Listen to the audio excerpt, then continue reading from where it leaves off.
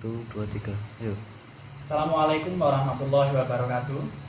Nama saya Muhammad Ilham Siddiq dari kelas HK, kelas A. Saya di sini akan menjelaskan terkait masalah hak dan perbuatan hukum. Hak, pengertian hak adalah segala sesuatu yang harus didapatkan oleh setiap orang yang telah ada sejak lahir, bahkan sebelum lahir. Dalam Kamus Bahasa Besar Indonesia, hak memiliki pengertian tentang sesuatu hal yang benar, milik, kepunyaan, kewenangan, kekuasaan untuk berbuat sesuatu. Karena telah ditentukan oleh undang-undang, aturan, dan yang lain sebagainya. Kekuasaan yang benar atas sesuatu atau untuk menuntut sesuatu, derajat atau martabat, itu adalah pengertian hak. Saat ini saya akan membahas masalah hakikat hak. Ada dua teori mengenai hakikat hak. Yang pertama yaitu teori kehendak, yang lebih menitik beratkan pada kehendak atau pilihan, dan yang lainnya adalah teori kepentingan atau teori manfaatan. Teori pertama itu dianut oleh orang-orang yang berpandangan bahwa tujuan hukum itu memberikan sebanyak mungkin kepada individu kebebasan apa yang dikehendakinya.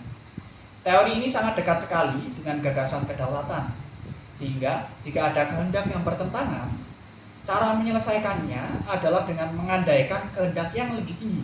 Ada kehendak yang lebih tinggi yang mengatasi kehendak yang saling bertentangan tersebut.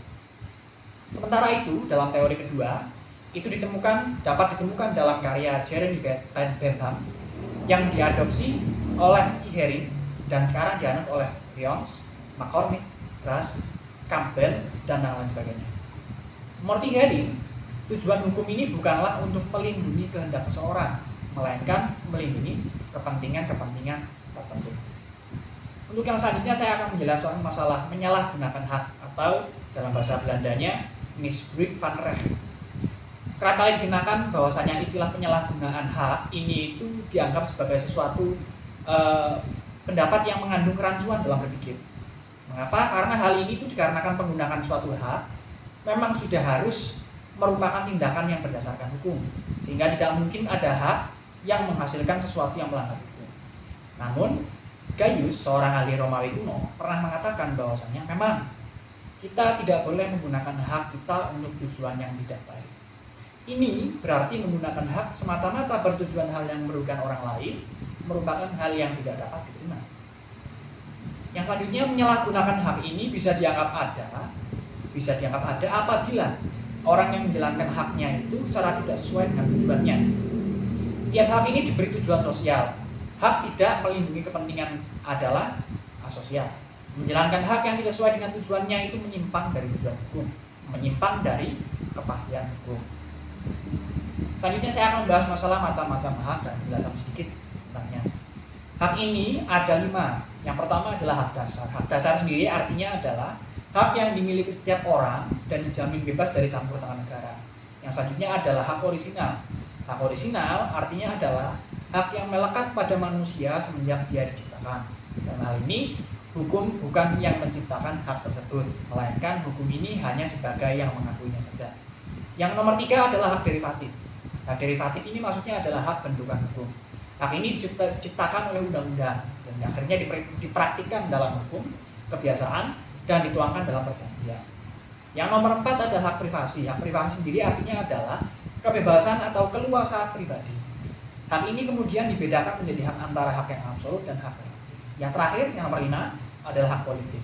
Hak politik adalah hak untuk ikut serta, baik secara langsung maupun tidak langsung dalam penyelenggaraan pemerintahan.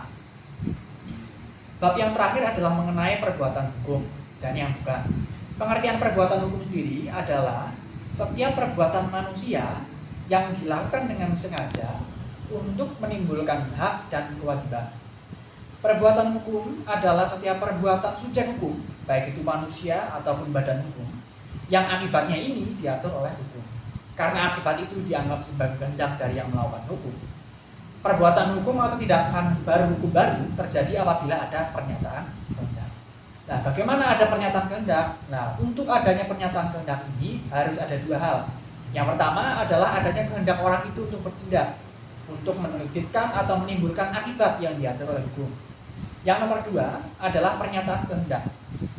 Pada atasnya tidak terikat pada bentuk-bentuk tertentu dan tidak ada pengecualiannya. Sekian apa yang bisa saya sampaikan, kurang lebihnya mohon maaf. Wassalamualaikum warahmatullahi wabarakatuh.